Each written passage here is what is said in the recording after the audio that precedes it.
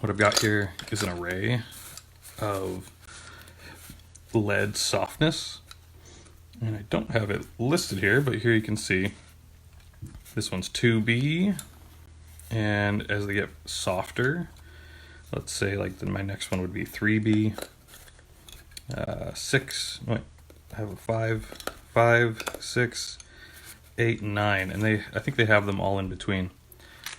It starts out with, when you make a mark with, let's say like a 2B, you're looking at like a pretty normal pencil line. And they get softer, which means more graphite goes down and they get darker. And that's kind of the point of like pencil sets. Because if you do a whole drawing at like, let's say this quality or this with this lead, you can't actually make it go to any darker. So you need a softer lead at some point to really like push those darks. So I figured today I'm actually that's probably what I'll end up using. I don't think I'm gonna bother with the whole array. Usually I like a fairly dark lead. And I may start with like a lighter one, like the 2B, which is pretty standard. And today we're working on the critters page. So in the book, it's toward the end of the book, I think it might be the last page of the book. And in the description here, I've made it so you can go download this page and print this page. So if you don't have a book, you can still do it and follow along. And I think it will be a limited time that it's available for free. So even if you're not going to print it yet, just download it. And if you're watching this and it's not for free anymore, maybe just go buy it off the website for cheap. Or, better yet, get a book. And then you get all the pages. Okay. And the benefit of the book, I should probably mention too, is the paper is really high quality. It comes with like a lot of features, but the paper is way nicer to draw on. Okay, so this is the critters page. I'm gonna read the description here first, because I wrote a little bit for each page.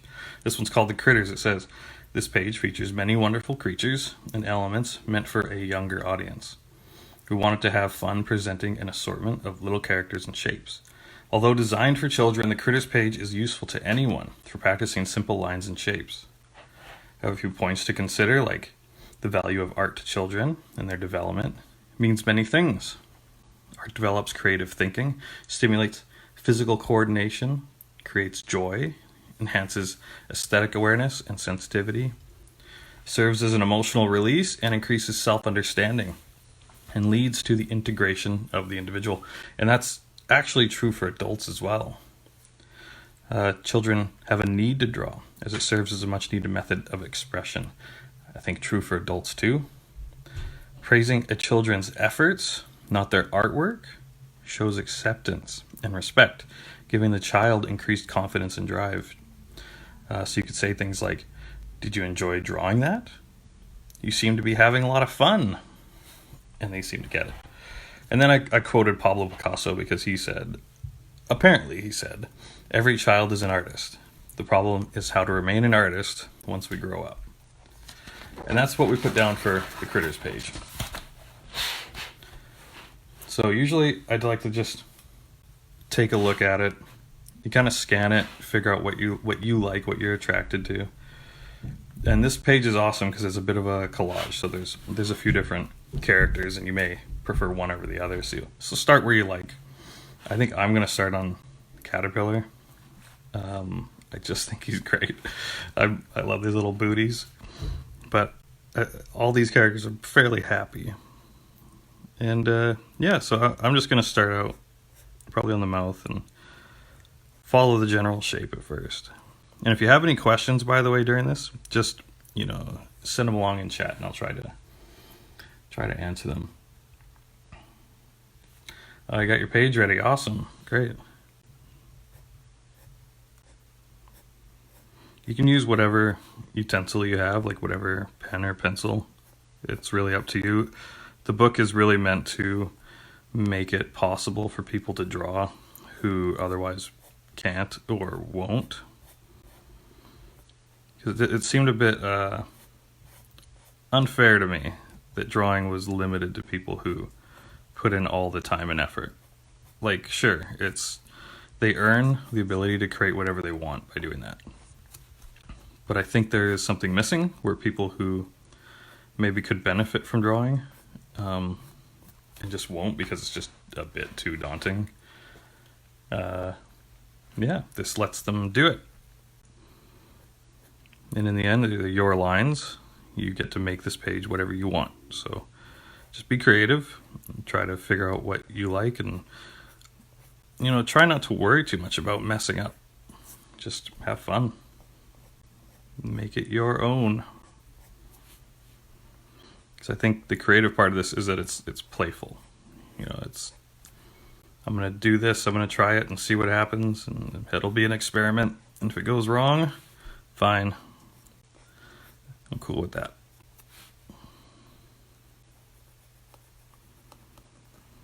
So I tend to hold the pencil lower when I'm doing more precise work. I think it just gives me more control. If I'm holding way up here, the pressure is way down here. So I'm putting all the pressure here. I have to actually press harder. It's harder to control it. Down here, my little fine motor skills can do the precise work.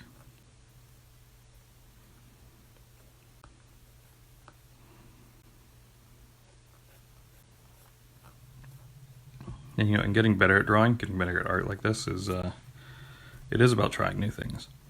I've seen people hold the pencil like this, and then this is how they draw. And you could argue it's better. You could argue it's like easier. I'm not well practiced in it. But I think I've used it before, and I think it did work pretty well for me.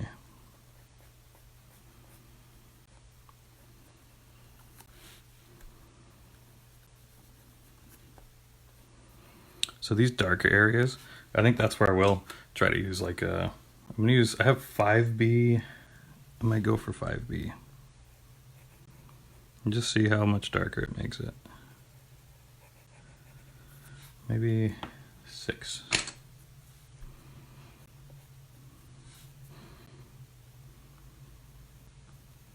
Because with a 2B, you just have to press harder, and it's hard to make areas dark. It's hard on your hand, and it's actually not that possible because the graphite itself, it can only go so dark. So using a different pencil just makes that way easier. And that's just part of the tool. Like,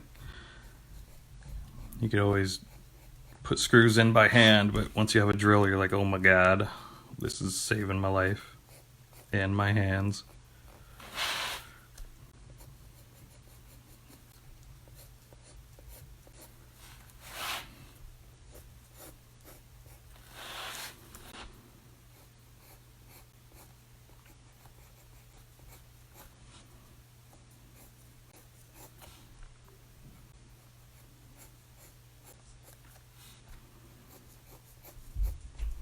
So this is a safe space, by the way. If you want to ask a question and you feel like you might be a dummy for asking it, try to be okay with that. Just ask your question, because it's about learning. We're having fun, and that's great, but I really want to encourage people to overcome the things that are really challenging them when they're doing something like this. So if you find something hard or perplexing, you're just always like, how do people do this, or how am I supposed to do this, or I can't solve this problem. I'd be happy to try to answer it. Give me something to talk about here. So you can see he's starting to get some form, and my lines have just brought him to life, and that's pretty awesome. But I'm really excited to get to his little booties. I'll draw a couple of them anyway. When I made this, it was just something about a little bug just wearing little boots that made me so happy.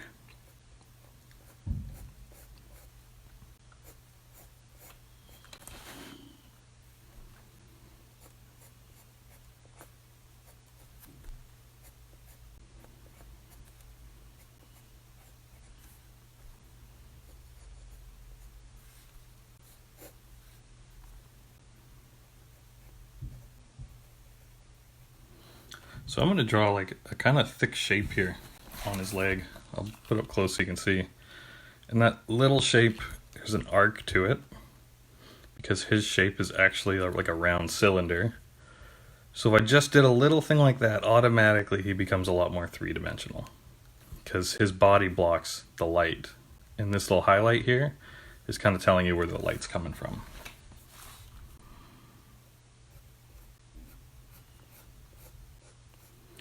But I think I'll have to do more live streaming beyond this week because it's actually quite enjoyable. And if people are getting anything out of it, that's wonderful. I'd be happy to like actually do real drawing too, and work on designs for my pages, because that might be a skill set that some people are actually interested in after doing some Kopialine drawing. So Glenn asks, how do I know where to make the lines thicker? Well, I guess you know where to make the lines thicker when you kind of determine what you like about thick and thin lines. Because there's a few ways I could answer that. One way is, I have this rule that at the ends of a line that I'm drawing, let's say this leg, I'll always tend to make it thicker here, thinner in the middle, and then at the bottom I'll have it be a little thick again. That's just a rule I came up with because I really like that style. I like the way it looks. You're not having one solid line. But otherwise, contour lines, I think they're like, you could also make this whole bottom part here thicker, and that would really read, and if I made the top one thinner, it would read three-dimensional as well. So that's another way. Yeah, I'm not even sure if I know how to answer that completely.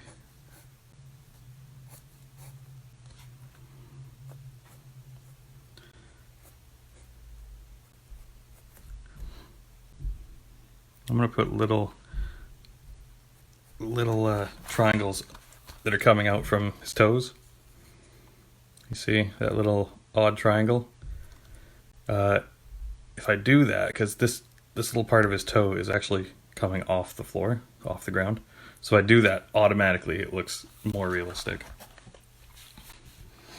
Mike, you can buy it from Kopialine.com. If you live in Chilliwack or Abbotsford, you can buy it from us directly.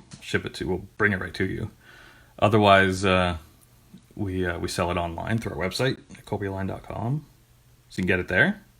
And I think a couple bookstores in Chilliwack and Abbotsford carry it, like Hoffa and the Bookman. So Liz says, my kid says you're really good. I'm wondering if you have any kids. LOL. I have a 4-year-old, and she's watching right now. And she just turned 4. And I've taken pictures of her and some video of her actually drawing in these books. And it was really wild to watch her do it, because she was really good at scribbling color onto coloring books. And I showed her this, and I got her to sit down. I tried to see if she could do it. She tried to scribble, and I explained it to her a little bit, and then she started drawing lines. And then all of a sudden, when she's working on a coloring book, she wants to draw lines. And I realized at that moment that it's actually quite important for kids to kind of have that conceptual leap, which means she never thought about lines and drawing lines before a Kopialine book. So that would have occurred to her probably later in her life when she was in elementary school or something. She would have learned about drawing and started doing it then. So she's kind of got a head start in drawing, which is pretty wild to see. So now she colors in the lines really well, but she draws really well at her age, and it's been really fun to watch.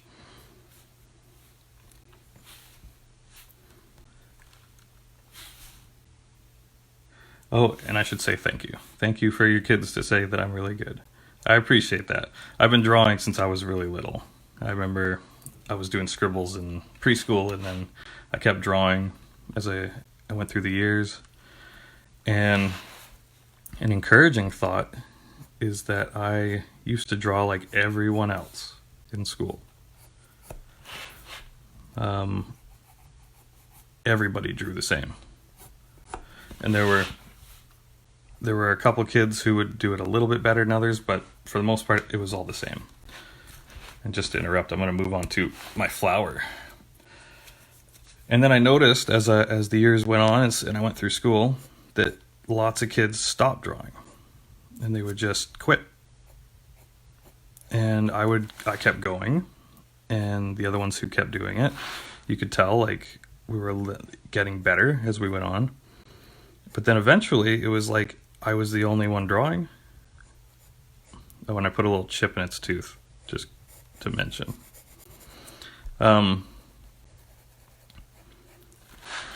And then I kept drawing beyond that. And as I became an adult, trying to figure out what to do for a career, I realized one of the things I'm good at and love doing is drawing. And I've been doing it the whole time. And that's, to me, it's one of the main reasons I'm good at it, is I just never quit. And, I still have to find ways, even though I've been doing it for so long, it's so familiar to me. I still have to find ways to continue to do it.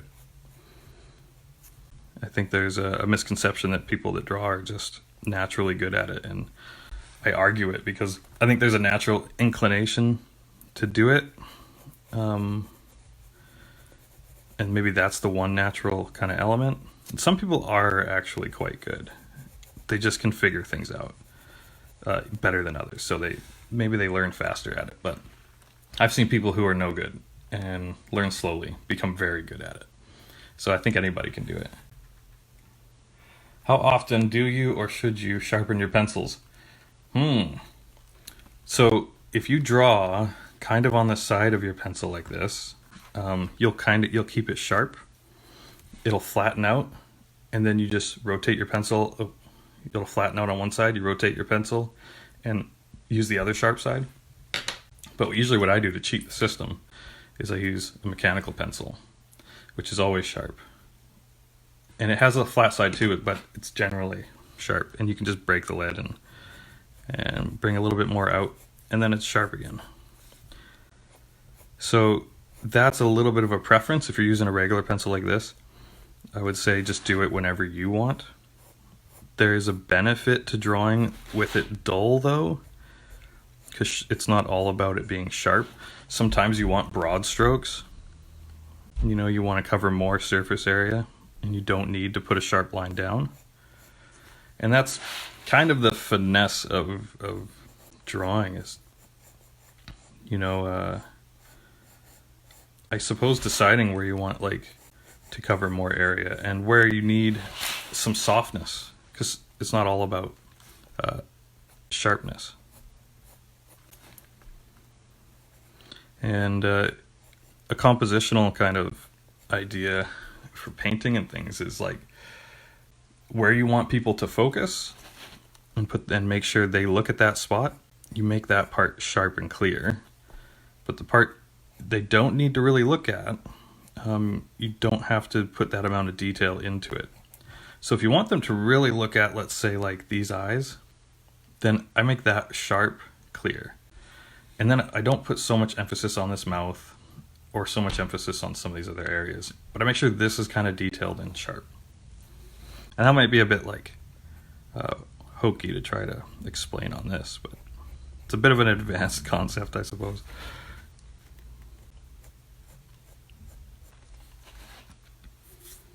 So if you're having trouble with smudging on the side of your hand, which I've smudged his mouth a little bit, what you can do is just grab a sheet of paper, just put it down, rest your hand on the piece of paper. And that way, if you've drawn all of this guy and you're going to try to work on him, then you don't smudge him. You just got to make sure you're not moving this paper a lot.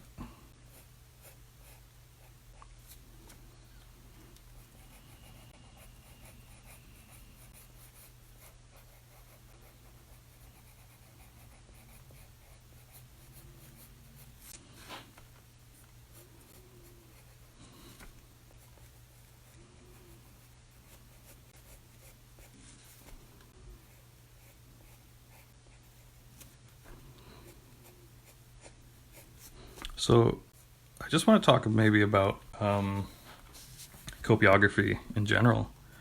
So I came up with this idea because when I was little, my older brother, he would always color in coloring books, and I didn't really enjoy that. I wanted to just draw, but there wasn't a book out there that was easy like a coloring book. So it occurred to me that there must be a solution, and this was my answer to that. This was my solution. So that's the idea of this. It's meant to be like that. A drawing book. I want to draw, open up a drawing book, do some drawing. And it's similar to an adult coloring book in that it's very meditative, very relaxing. And I really would like to hear from some adults and their experience with that, because I like to think just being creative, having an outlet like this is really freeing. And of course, meditation is about putting your attention on something for a little while and keeping it there. And then when your mind drifts, you just bring it back and you hang out there more. And so this has a meditative quality because that's what you're doing. Saying, I'm going to put my line here, and I have to pay attention to it as it goes all the way down, and as I move my hand, and I have to pay attention to the pressure I'm putting on everything, and is my pencil sharp? And so you're keeping your attention in this kind of limited space, but you're also being free and getting to make mistakes, and that's positive, I think. So now I've done 2 of my page, and I think I'm liking it. I think my characters are pretty awesome. They're so happy. They just make me happy. My fish is kind of clueless. I might work up here now. There's a couple different eyes on this page. I could mention that. So if you're going to draw on your own, you could consider this. You can draw this kind of cartoon eye. It's very simple. It's like a smiley face. Just 2 dots. That's all it is. Then you have this eye, which is actually a bit of a retro eye. Circle with this kind of like pie cut out, like Pac-Man looking shape. And that's a bit of a retro cartoon style. And then you have this one, which is fairly simple. You just have like your colored part of your eye, and then the iris, I believe it is, and then your highlight. You don't have to have the highlight, but I throw it in there because it makes it look shiny. So I'm going to use my paper again because I actually don't want to smudge things. And I think softer lead tends to smudge easier.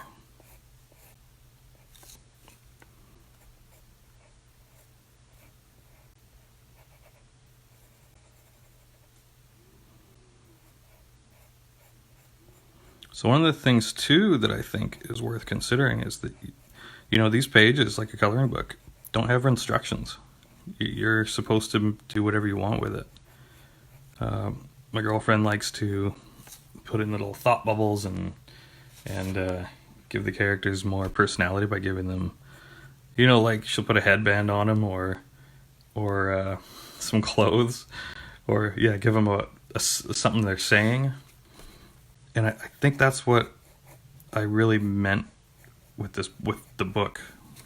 It's meant to be like a sketchbook because it's your drawing book.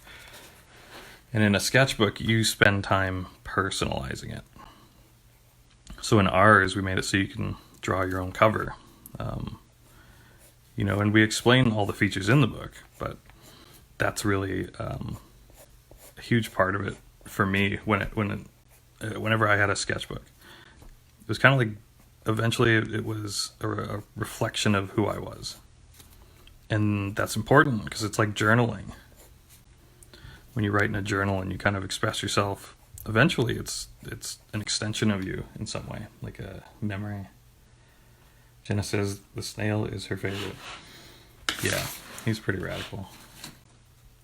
He's just very happy, and he's got this nice shape. And then this little bit of ribbing that just makes him look like he's moving. But he's really looking at something. This is how I put expression in my characters. I imagine he's looking at something that's making him happy. I'm not just drawing eyes and a smile. You have to get in their head a little bit and say, okay, this is a being that's like reacting to something. So he's genuinely happy, and you feel that. So is he. So is he or her. Now the bird's different. The bird's just kind of like, what? And the fish is just kind of like, huh? So go figure.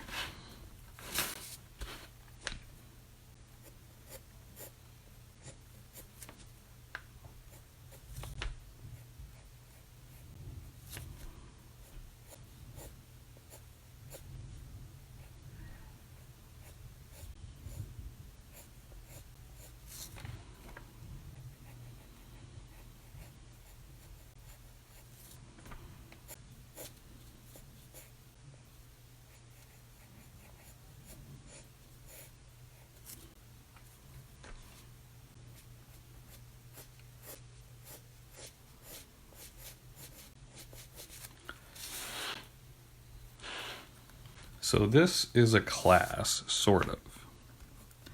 I wanted this to be more like an open drawing session where we could hang out and you could draw and kind of feel encouraged to draw. When I was growing up through the years, and this kind of died out later in my life, but whenever I would see someone draw, I would be very competitive and want to draw. It was just inspiring to be around people. As soon as I saw someone drawing, I was like, oh, that's probably fun. I should do that. So it has that quality to it.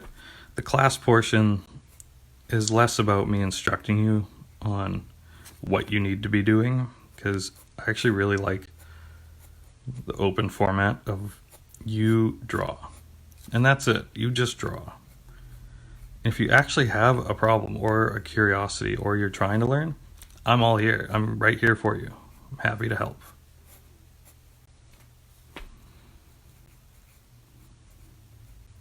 And I think in that way it kind of like meets you at your level. And then I just try to give my little tidbits that maybe do give you a little lesson, a little thought that you needed. My circles, Glenn says, my circles are always lopsided. Any tips for, any tips for making circles? I seem to always be trying to correct them by making them lopsided, by making the lopsided parts thicker. I got you, yeah. That is partially what happens. You look at my circle here, and it happened up here. And, it's like clay. You knead it back and forth. So yeah, it's thicker up top. I'm okay with that, but if I really needed it to be the same all the way around, I would just go back around and make these other parts even thicker too. Then it'll be a little more balanced. I think the assumption we make is that we need to be able to draw a perfect circle. Like, let me use a different piece of paper, but like we go like this, or not even like this. Just do one big circle, and it's supposed to be perfect. Except every time you do it, it's almost like not perfect. They're close, but they're not. So when you're doing something like a page like this and you have a circle to draw, and I don't know that I have a big enough one, I'll do his eye and I'll show you. I take my time. I'll start at any random point and I'll go slowly. Okay, and I'm kind of pulling, but I need to rotate my page because my hand works better like this. And I'll just go as slow as I can to make those marks, to make the marks that I actually want to make.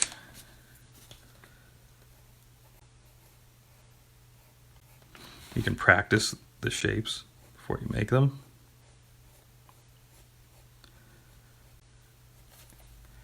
Okay, and then finally, this one. So the reason they're hard to make is because it's about hand control. Your ability to control your mark. It really comes down to your ability to control your hand. It's your understanding of, the amount of pressure you're going to want to press at certain times. So what that translates to is practice. Eventually, you'll have faced that problem enough that you have decided how you want to handle it. And there's always new ways to try to do them. But at the end of the day, you're going to figure out your way. And I think that's probably important. I showed you one way I handle it, but normally I'll leave my page like this, and I learn to go around it all the way without moving my page entirely. And I'm also not like 100% needing it to be perfect. I'm okay if I make mistakes.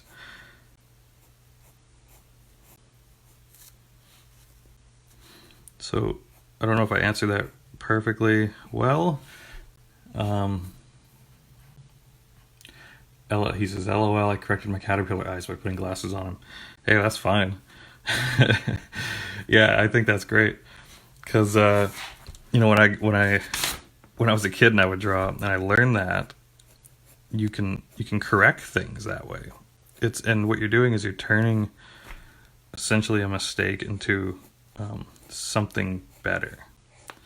So now, as an adult, I have this understanding that if I'm working on a project, whatever it is, the one thing that ensures it will be good is time and effort. I guess the two things. But eventually, I just have to keep working on it. And it will turn out better than if I just stop when it's bad. And that's kind of true for a lot of parts of our life. When times are rough, you just give up. Yeah, you gave up. And it's rough. But if you keep going, maybe you learn something. Maybe something changes. Gets better. So art, and that it's funny because art has actually taught me a lot about life. It's been like the thing I reflect on, I think.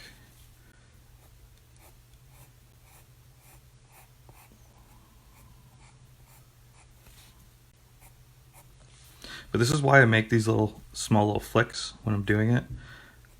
I understand that I have a starting point, so I go this way, starting point, go this way, then this way. And those are little kind of baby steps, This way I'm not just powering through it. I'm not hoping that my line will magically turn out perfect this time as opposed to all the other times. And then, so this actually enables me to have really nice looking lines all the way through with less effort.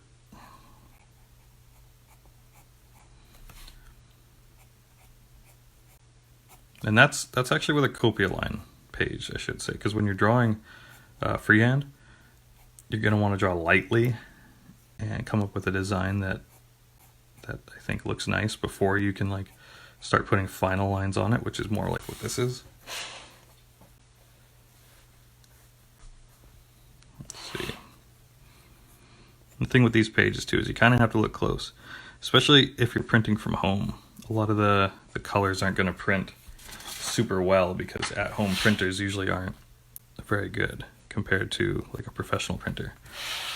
So our books were printed professionally, all offset print, which means the ink doesn't rest on top of the paper. It actually soaks into the paper, so you can erase a little bit more. Colors are a little richer, and so you're going to get a lot of the subtle differences in these little colors. You can spot them.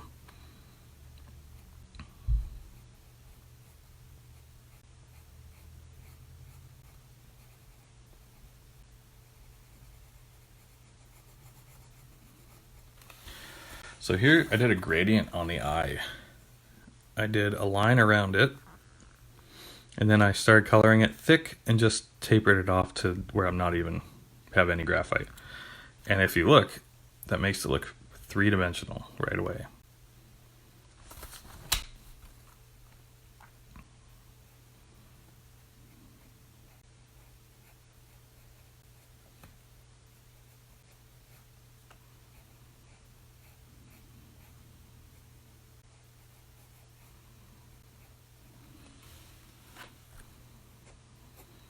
So we thought maybe to offer this live stream session this week because of coronavirus.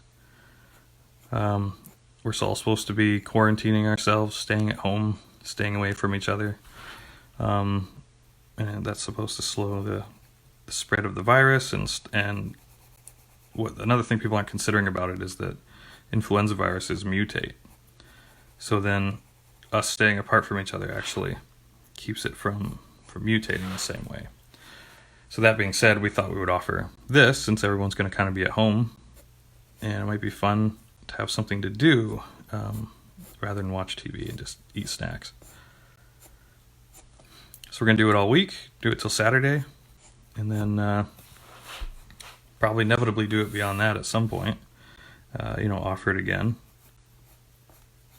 I think the videos should remain on our Facebook page, so anybody who wants to check it out later can do that.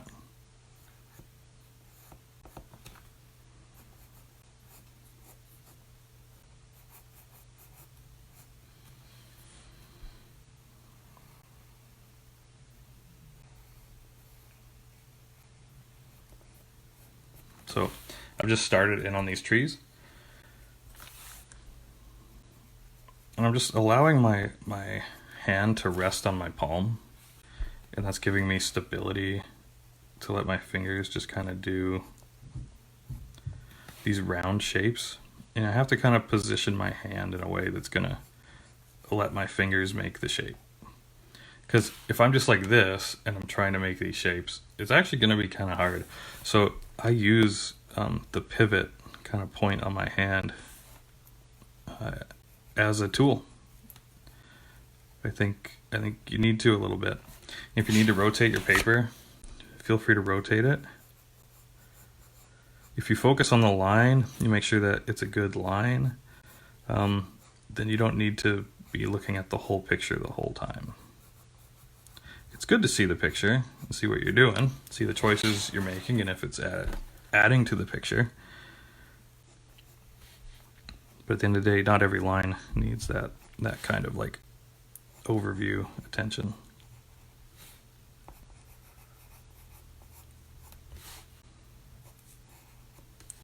So later in the week, well, let's see, I guess we have 2 more days, tomorrow and Saturday. And I think I've been trying to think about what other mediums I could use. I have a nib and ink, which is like an old pen where you dipped it in ink and then drew with that. I think I'll use that for one day. And then on another day, I think I'm just gonna go quite detailed and see how detailed I could make a picture.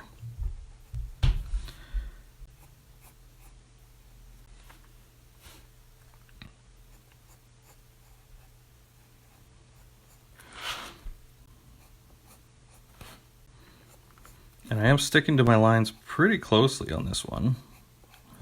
You can do things, like because this is a star, it could be a starfish, but you can add lines in here.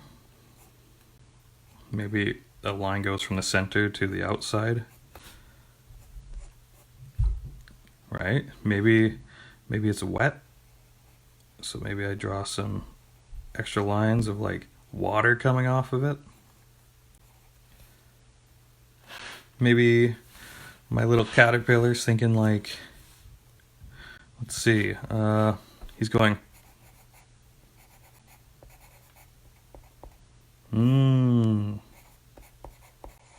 cake.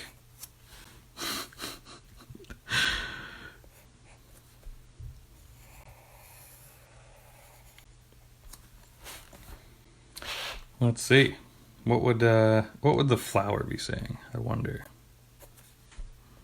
I'm gonna give him little petals here because that's what these are. I think the flower would be happy about the sun. Flowers do really well. Like plants love the sun, obviously.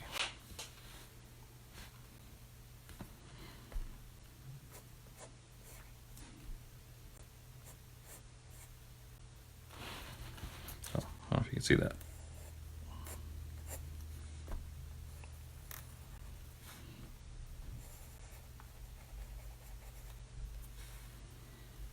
And here you can do another shadow just like on the caterpillar's legs. It makes it look really three-dimensional, really easily. Susie says this is one of her favorite pages. Yeah, mine too. I'm actually have an idea for our second book, and it's just going to be characters, because I think I really like this style, this idea, and I want to do more for a younger audience like these guys, because they're just so cute, they're just fun, and I know little kids love this page, so I'd love to do more like it. But if you guys have any ideas or requests, things that you would like to be drawing, I'd be happy to hear it. You can even submit them on the website.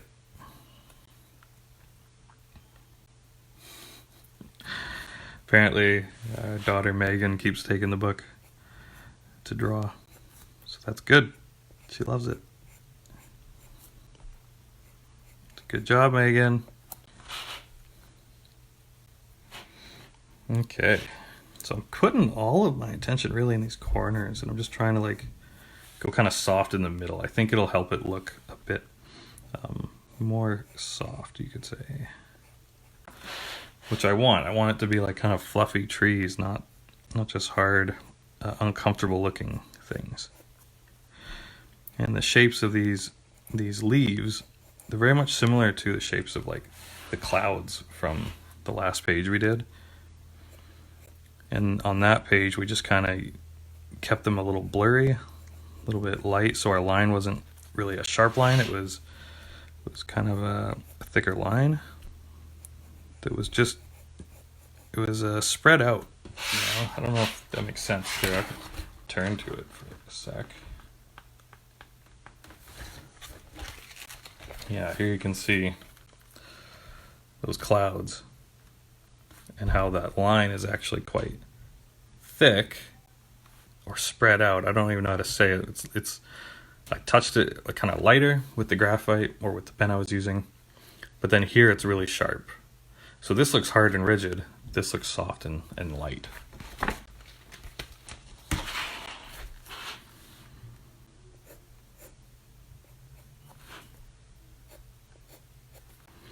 And there's really, because there's no rules to this, you don't have to draw everything. You can leave some things undrawn if you want. It's all up to you. And I think that's what really makes me happy about these books, is it's just creative. It's meant to be freeing, and it enables you to draw in a way that maybe you can't, and that's positive. Okay, I'm gonna start working on. I'm getting there. I have a few more things to do here, but I want to work on the snail now. My pencil is getting a bit dull, so I might switch to a different pencil, which might not be a great idea. I might just sharpen it really quick. And this is one way you can sharpen. I don't want to use my electric sharpener because it's too noisy. You just go on the edge like this, you take off that graphite around the tip, and you see it becomes sharp. Okay, so where do I start? I think I'll start in the mouth, because I know it has depth. You know, the teeth, they kind of sink in behind the lips a little bit, and then this dark area goes even farther back. So I don't know if you can actually see what I'm working on here. There we go.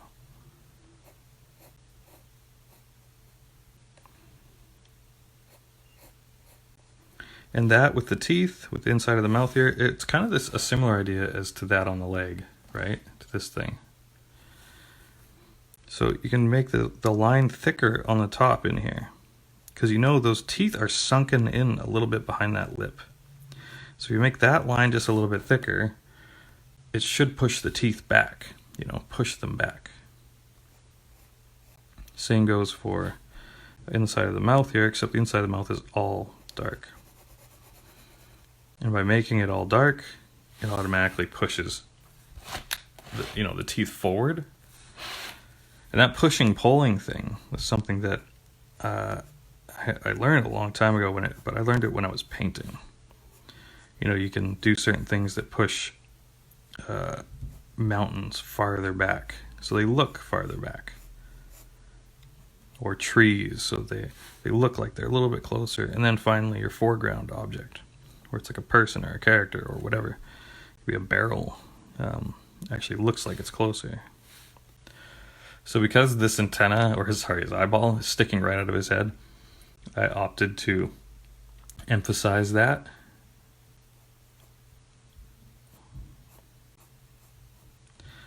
So I think part of my method here is because I start on this end and I don't push all the way to this end, I actually go to the other end and then I pull it back toward the other one. Maybe that's how I really end up with a line that I like. Because the middle part actually doesn't matter so much. Your mind just fills that in.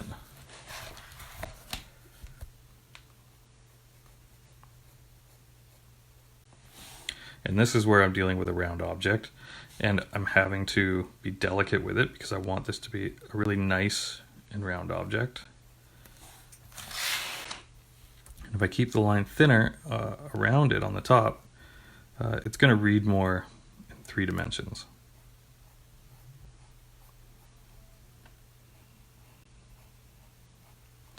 And that's important because otherwise he'll just look 2-dimensional. And that means flat. And people are always asking, how do I do shading? How am I supposed to shade? It's really by always thinking about 3 dimensions and thinking about lighting and how that kind of adds to the 3D quality. Again, that's realism. So there it looks fairly 3D now. So my Aunt Kim here asked, David, are your art skills self-taught or did you have any formal training? I had formal training to some degree. Mostly, I guess, self-taught. I'm always fuzzy on what that means because, like in high school, I was in advanced placement art. Mostly just because I drew so much. And they realized it and then were like, hey, you should do this class. And I learned some things there. Contour lines. I learned that, certain, if you have certain things in a picture, that inevitably you get a more compelling and interesting picture. But beyond that, it was mostly just through practicing. And I shouldn't even say that. Practicing does a huge part.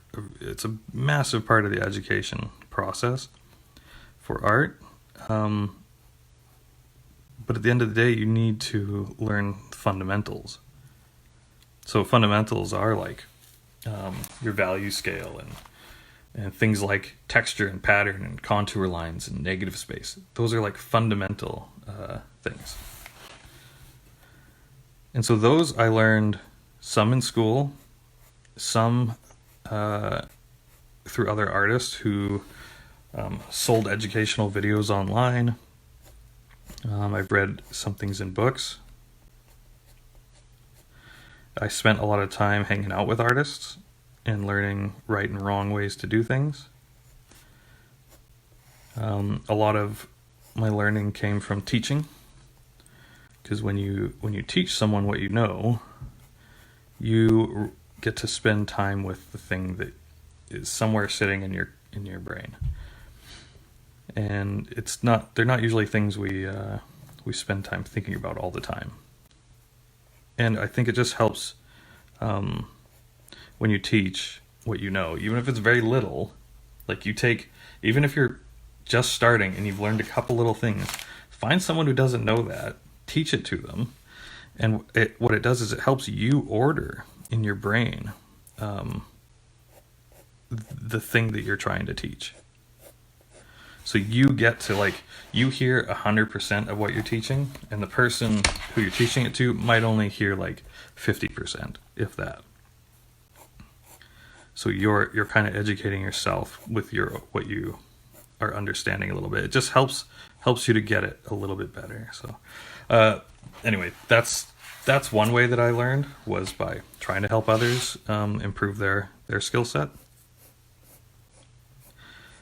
And you definitely have to pick and choose who you try to do that with, because not everyone wants that. It's better to do it for people who are asking for it, to be honest. So some of the best videos I've ever learned were like, or watched to learn from, were like from artists that I really love. So one of my favorite artists is Drew Struzan, and he does movie posters. And his line work, his painting, everything is phenomenal. It absolutely is some of my favorite art. And so just like spending time with his work, just staring at it, looking at it, I start to adopt some of what it is, and a lot of it's intuitive. Like, I'm not doing it consciously. It just happens because I'm putting myself in that environment. And then also looking up his influences. So he was influenced by like Norman Rockwell, which a lot of people here would know. But then Norman Rockwell and Drew Struzan were also influenced by a guy named J.C. Leyendecker. Less known, but massively popular. He did Saturday Evening Post covers right alongside Norman Rockwell. And Norman Rockwell loved J.C. Leyendecker because his work is amazing. And that was like in the 1920s. I guess here we are in the 2020s.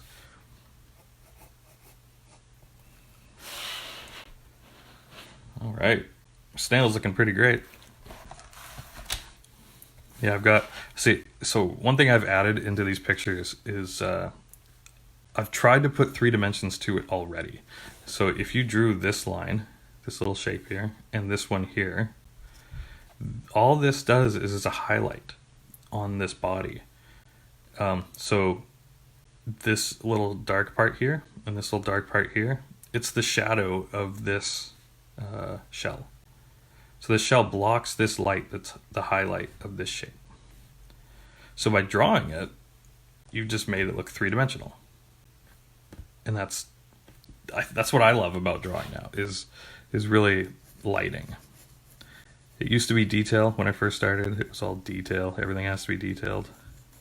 I'm going to draw a little like snail line here. This is where he moved across the table. And then I'm going to add another line on the bottom, which will push the 3D quality.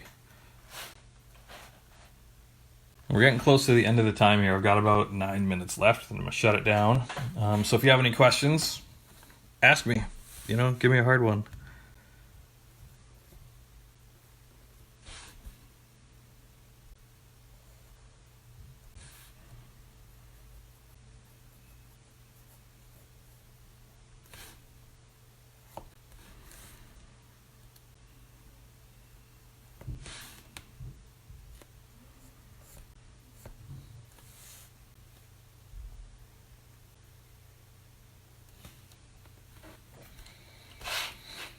So what I would think about now is it's not just all about finishing the page.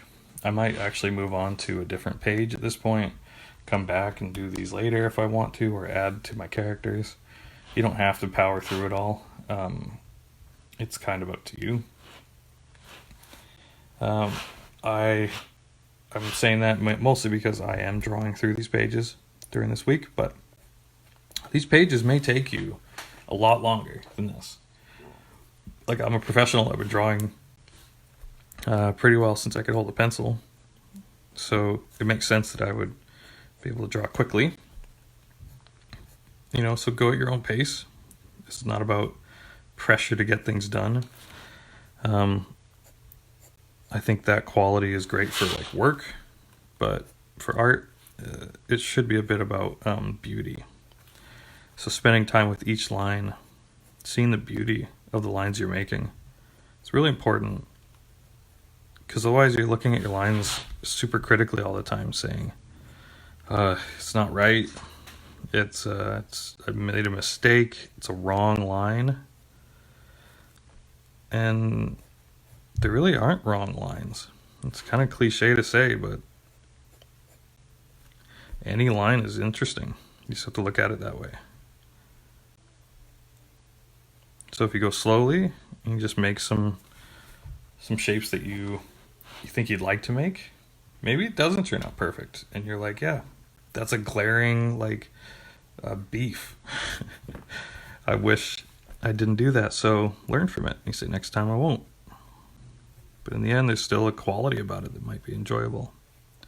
So I'm taking my well, this is 2B. I actually want 6B. I was wondering why it wasn't super dark.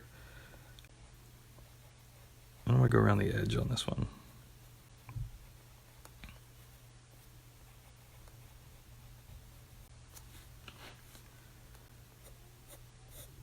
So now on this one, if I put that little bit in the corner, over here too, it'll make the teeth look a little more rounded.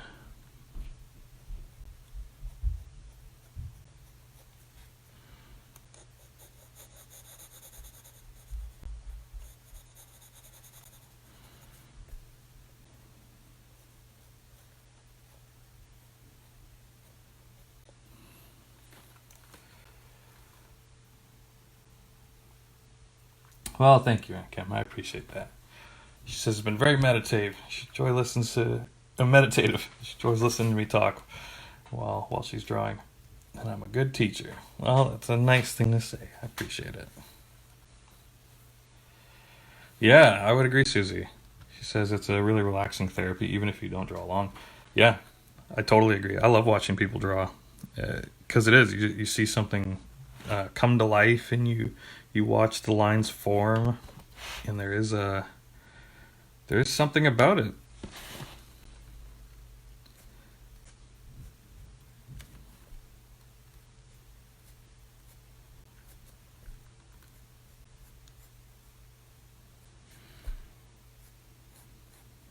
I think it must be like a flower opening up or something. Those kind of videos, they're really fascinating. Or watching, recording something in slow motion. Just seeing something unfold and grow, or yeah, it's pretty awesome.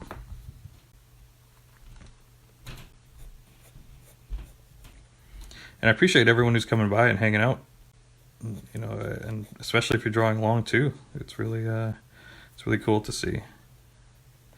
And hopefully you can come tomorrow and Saturday and bring people along, because I'm hoping people will get something out of this. I might have to extend it even if it's if the turnout is good, because this quarantine thing will go on for a little while. I'm just going to be here, so at my house, so it makes sense to try to give something.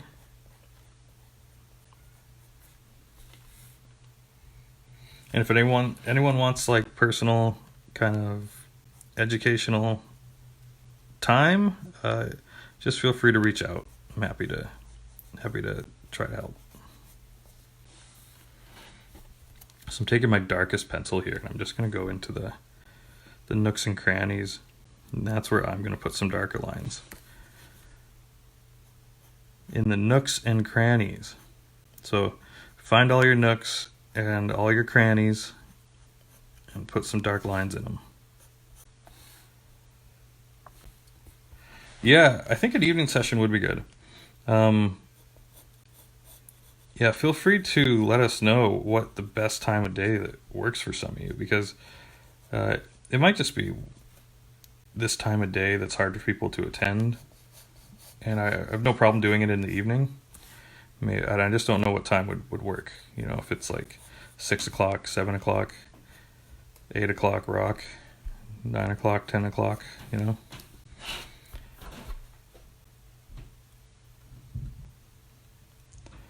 Let's see.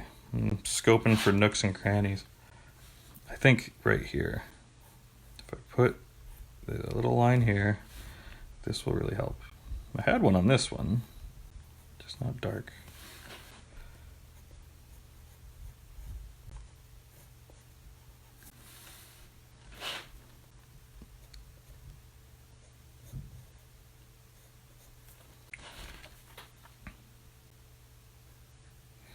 Oh yeah, you could put eyebrows in too. Look at this guy, watch this. Give him a little eyebrow. Way up here. If you want this to be a girl, cliche as it is, just put some eyelashes in there. You can make them long, make them pretty. Let's see.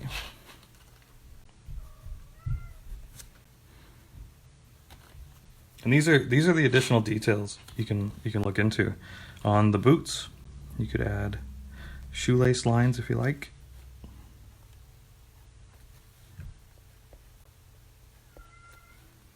Let's see. On the bird, I'm gonna give him a nice thick eyebrow. He looks like a bird that would have a nice thick eyebrow. Like real thick. Like uncomfortably thick is what I would shoot for there.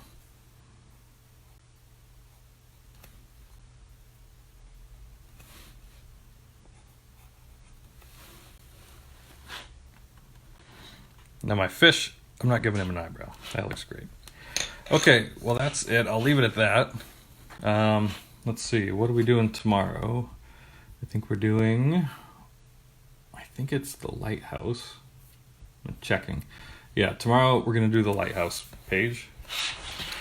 I don't know where it is in the book. I'll flip to it while I'm still here.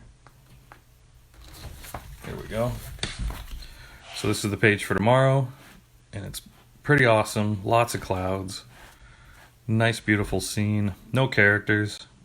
We got like a nice rocky area with some reflections. Nice little boat, little house, and a sun.